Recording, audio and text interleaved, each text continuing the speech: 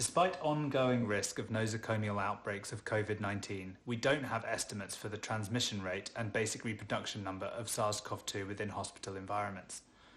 It's challenging to fit epidemic models to hospital outbreaks, partly because of the small population sizes involved, and partly because testing practices tend to be inconsistent and evolve over time, especially at the beginning of the pandemic.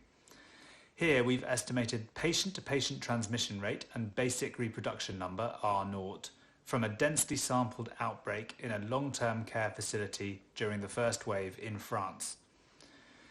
We use a modified SEIR model to simulate transmission and an observation model which allows us to account for changing testing capacity over time, as well as changing test sensitivity for different stages of infection.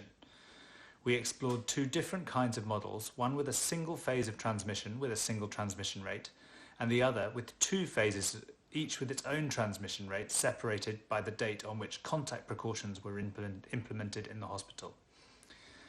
We use iterative particle filtering to fit the model to our data and estimate the parameters, principally the transmission rate, but also the date of the introduction of the epidemic.